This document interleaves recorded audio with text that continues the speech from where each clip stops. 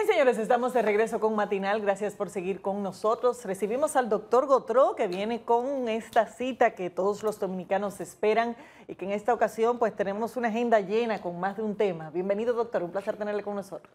Laura, Alberto, Miguel, de verdad un verdadero privilegio para estar con ustedes. Aprovecho la oportunidad, aunque se está terminando enero hoy, de desearles un año lleno de cosas buenas, como ustedes se lo merecen por brillantes profesionales que son. Igual a usted, y lo doctor. que me hace a mí sentirme bien este último miércoles de saber que estoy con ustedes. Como siempre, invocamos la bendición de nuestro Señor Jesús para que bendiga a todos y cada uno de los hogares que estén con nosotros. Bueno. Doctor, usted trae un tema hoy importante desde el punto de vista de la actualidad, a propósito de toda la conmoción que se generó ya hace más de una semana con el fallecimiento de dos personas en una torre en el área de Piantini por una sustancia utilizada para fumigar. Y usted nos trae hoy el tema de la intoxicación fosfórica.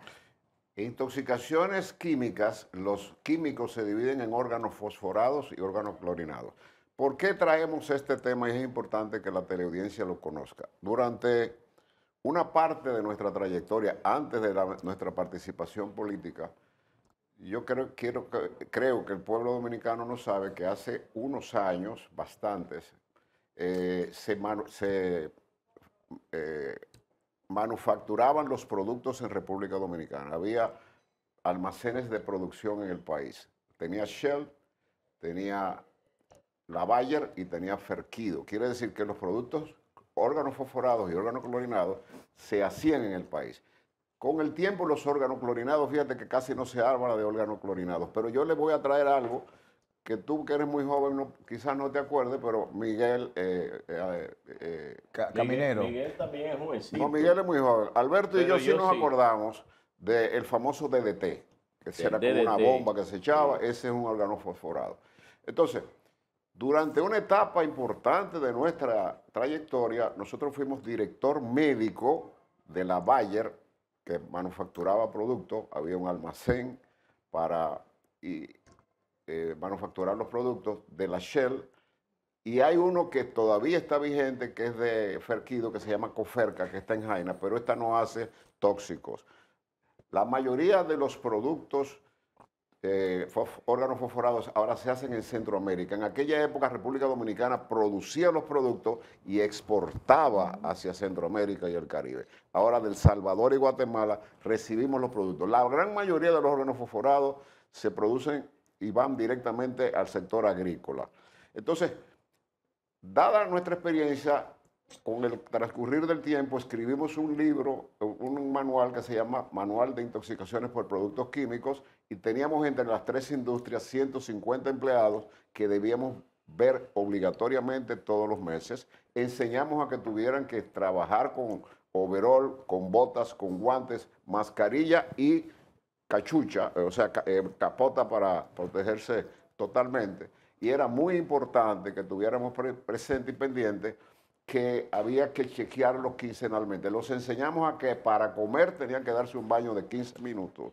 Y antes de salir de la planta tenían que darse otro baño de 15 minutos. ¿Por qué? Porque la vía de absorción de los órganos fosforados, la más peligrosa de todas, fue la que sucedió con la tragedia reciente que conmovió al país, que fue inhalación, pero también por piel puede penetrar un tóxico. Sí. Y también puede penetrar un tóxico a través de la vía digestiva, ya casi siempre en accidente o intención de suicidio. Doctor, ¿cuál debe ser la reacción de la gente cuando sospechan algún tipo de intoxicación de este tipo? Por ejemplo, estas personas no se dieron cuenta porque habían ingerido mariscos al mediodía y pensaron que era una intoxicación alimenticia. Ahora es importante esta pregunta que tú haces. Fíjate bien. ¿Qué es lo que sucede en el organismo cuando entra un órgano fosforado? Esto es lo importante que el pueblo dominicano sepa. ¿Qué es lo que pasa y a qué tenemos que tenerle temor? La vía más peligrosa de las tres es la inhalación. ¿Qué pasa? Y muy brevemente, y lo van a entender. Cuando una persona comienza a inhalar un tóxico que no actúa de inmediato, va lenta y progresivamente, primero aunque tú no lo creas, quema el pulmón. Quema el pulmón como el término popular para que me entienda. Se ampolla el pulmón. A la gente le ha salido ampolla cuando coge mucho sol. El pulmón se ampolla cuando entra el tóxico y se inflama, que es lo que nosotros llamamos un edema del pulmón. Produce cianorrea, que es la dificultad respiratoria en el que tú respiras. Ese es un síntoma importante y parece como si tú estuvieras roncando. Esa es la forma como respira la persona intoxicada. Inmediatamente o lenta y paulatinamente, a la medida que el veneno va entrando al pulmón, pasa a la sangre. El pulmón es donde se purifica toda la sangre que circula en el organismo. Total, para luego, a través del corazón, distribuirla entre todos los órganos. Entonces, cuando entra la sangre, lamentablemente, el órgano más desintoxicante que tiene el cuerpo humano es el hígado.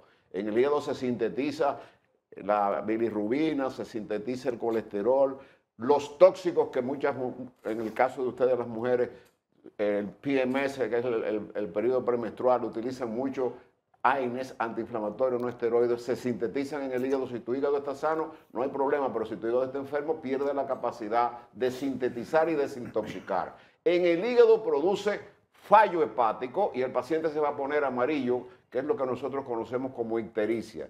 Y eso implica que el hígado deja de funcionar. Sigue su trayecto, hay una gran relación entre el hígado y el riñón, porque uno desintoxica y el riñón elimina.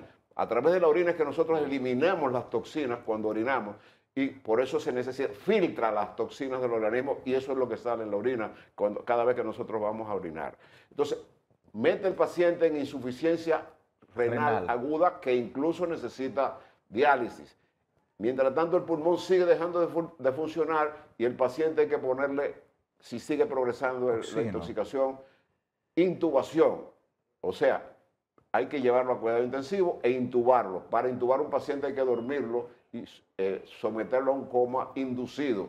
Es decir, nadie aguanta el aparato que entra para respirar. O sea, hay que inducir el coma para que el paciente pueda tratar de entrarse ese oxígeno. Ese pulmón de esa manera afecta entonces el corazón, el miocardio, y en el corazón va a producir cambios bruscos de taquicardia. Taqui significa aumento, cardia, aumento de la frecuencia cardíaca, y bruscamente bradicardia, que es totalmente lo contrario. Disminución brusca de los latidos del corazón, que son de 60 a 80 por minuto, sístole, diástole, que es lo que hace el corazón cuando bombea la sangre y cuando la recoge.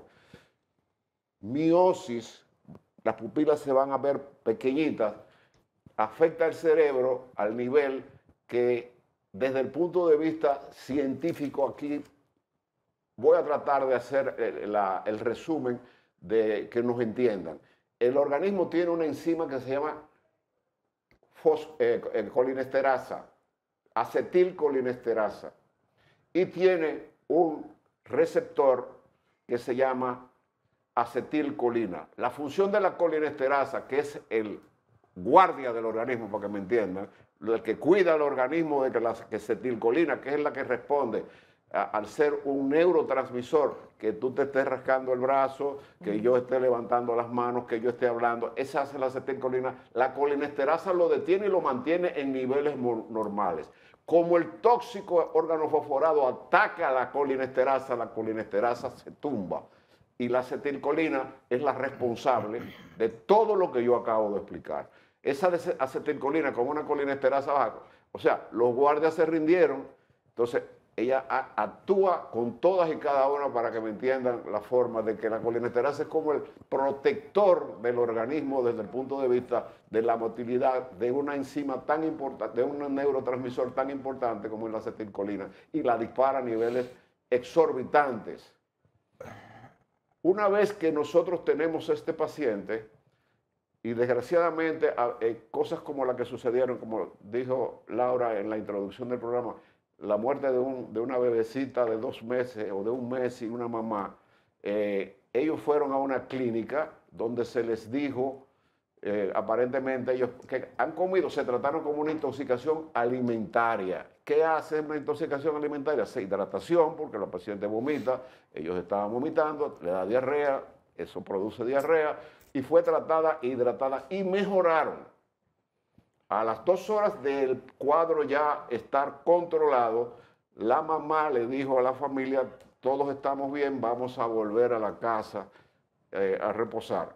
El doctor de servicio, comprobado por mí, le manifestó, ¿por qué ustedes no se quedan en observación 24 horas? ¿Qué es lo que se hace? Es lo que yo hago. Si veo a un paciente deshidratado que ha tenido una intoxicación, no se vaya a la casa. Vamos. ¿Por qué? Porque en una clínica te monitorizan tu presión arterial, ven cómo está todo, claro, y hay cualquier cambio. Sin embargo, las personas insistieron en irse y ellos volvieron a la boca del león porque volvieron a su casa donde por la ventanilla echaron unos productos de órganos fosforados que al ponerse en contacto con el lugar donde se esparcieron 2.500 tabletas, wow, expale un gas que lamentablemente entró a la tubería.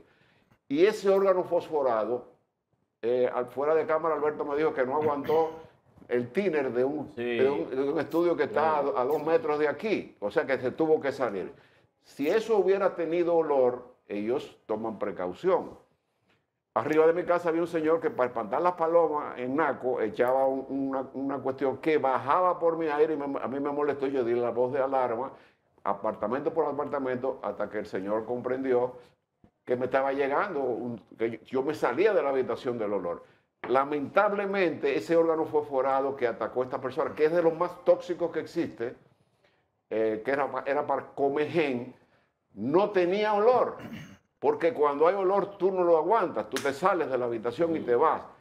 La falta de olor aquí produjo una tragedia que nosotros de verdad, de todo corazón, como médico, como profesional, como una persona, yo tuve cerca de 15 intoxicaciones agudas con 2 muertes en los trabajadores en aquella época. ¿Qué tratamiento se utiliza? Se utiliza el sulfato de atropina. ¿Qué hace la atropina? Que eleva o regulariza los niveles de la colinesterasa. ¿Y cómo nos damos cuenta? Pues la atropina también puede acelerar el corazón. Y todo el mundo sabe que ha escuchado la atropina. Ese es el antídoto. La atropinización consiste en inyectar la atropina cada 5 a 10 minutos hasta que las pupilas comiencen a dilatarse y el cuadro comienza a mejorar. Todo esto que yo acabo de relatar tiene un 40% de mortalidad. Estadísticas mundiales, ¿eh? El que le da una intoxicación de esta, de 100, 40 mueren. O sea que estamos hablando de un asunto muy serio. ¿Y por qué lo traje? Para que cosas como esta tengamos conciencia. Me parece, ustedes son 3 brillantes periodistas, que la explicación que hemos dado, hemos tratado de alejarlo lo más posible de la parte médica, sino que la gente lo entienda. Recuerdo una fue comprensible, me imagino. Una época, hace 10 años, quizá 15, usted recordará, un ex legislador en Mao que estuvo en su finca y de una avioneta. Sí, eso es tóxico. Exacto. Fumigó toda la zona y a ese le bañó completo. Esa fue una intoxicación por absorción. Sí, de quitarse su ropa e irse a bañar, decidió seguir continuando los contactos, hablando y se murió. Y mira la falta de conciencia que hay. Yo vi en televisión, en Telemicro, al día siguiente del fallecimiento de la señora y la bebé, los bomberos entraron al departamento. Cuando salieron del departamento nadie se dio cuenta. Yo me di cuenta porque tuve 10 años de mi vida dirigiendo a 150 personas en los 3 lugares donde se manufacturaban estos productos en República Dominicana. Vuelvo y repito, gracias a Dios no hay ahora mismo. Nosotros importamos esos productos de esos laboratorios, pero aquí no se están produciendo desde hace muchísimo tiempo. Incluso la Shell la vendió, ¿no? La Shell fue vendida. Y tenía una enorme cantidad de empleados en la parte tóxica. Y Bayer, el famoso Baigón. ¿Y qué fue lo que ocurrió? Doctor, cuando los bomberos salieron, yo obligaba a los trabajadores a que antes de comer, yo le daba charlas semanales de los peligros. Antes de ir a comer ya era una costumbre, iban y se daban un baño de 15 minutos sin el overol, y jabón 15 minutos contados con campana o con timbre y comían, y cuando volvían a la 1 o a las 2 al almacén se ponían overol nuevo, no el que tenían. Y yo vi a los bomberos cuando salieron que hicieron lo correcto, se pararon frente a una manguera, pero se bajaron el mono ese que traen los bomberos solamente hasta aquí. Si eso estuviera contaminado, ellos se estaban autocontaminando. Es decir, hay una gran falta de conocimiento en la población y este tipo de orientación, yo no lo digo porque lo estoy diciendo yo, es un deber de nosotros en el grupo, sobre todo que tenemos 11 años tratando de llevar una vez al mes la educación al pueblo dominicano. Doctor, finalmente, ¿por qué no hay un centro de toxicología en República Dominicana? ¿Por qué? ¿Por qué no tenemos un centro de toxicología? Deberíamos haber. Por ejemplo, aquí este caso cogió desprevenido al país, porque prácticamente hacía muchísimo tiempo no se presentaba un caso. Y entonces tú sabes que cuando es una familia conocida, estas son personas conocidas, pues, y sobre todo la juventud de la mamá tenía solamente 2 meses de haber dado a luz.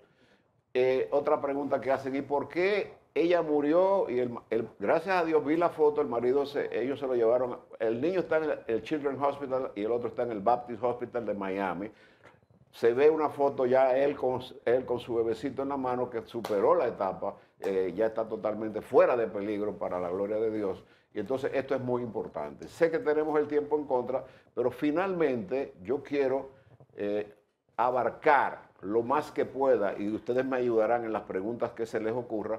La mayoría de los dominicanos que nos están mirando, lamentablemente, más de un 90%, y ustedes pueden hacer la encuesta, no acuden al médico si no tienen algún síntoma.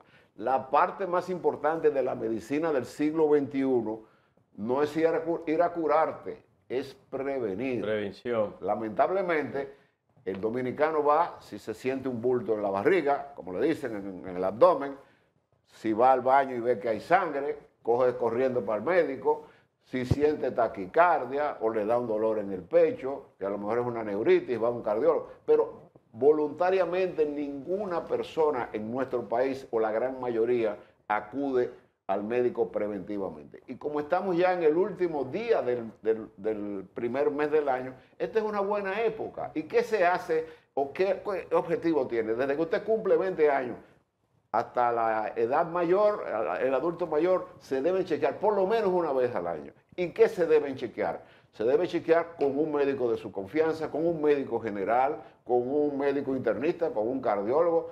Consiste en hacerse un examen físico médico, cómo está su presión arterial, qué enfermedades usted ha tenido, si usted es hipertenso, si usted es diabético, qué comidas usted come, cuál es su masa corporal, qué usted tiene de más en el examen físico. Si notamos que ese bulto que él tiene es en la parte superior derecha, vamos a pensar en que el hígado está aumentado de tamaño. ¿Por qué? Porque el hígado no se palpa. Todo eso puede ser en favor del paciente. El laboratorio, no debemos terminar un examen médico a ninguna persona, cualquier especialidad, sin un tacto rectal. ¿Por qué? Porque esto que yo tengo en el dedo, que es lo que nosotros examinamos en un tacto rectal, pudiera ser la detección del médico de un cáncer de recto, que cada vez más está ocurriendo en personas jóvenes en el mundo. Anteriormente se hablaba de 40 a 45 años, pero están habiendo casos, y nosotros estamos viendo casos, de muchachos de 30 años con cáncer de colon. Bueno, doctor, entonces, esto es sumamente preocupante. Sí, doctor, muchísimas gracias. Gracias a ustedes. Doctor, gracias por haber estado con nosotros. Despedimos al doctor Rafael Gotro con el tema la intoxicación fosfórica. Bueno, y en una próxima ocasión profundizaremos en ese examen anual, doctor. Es un tema muy importante. Así mismo. Vamos a una pausa, señores. Enseguida volvemos.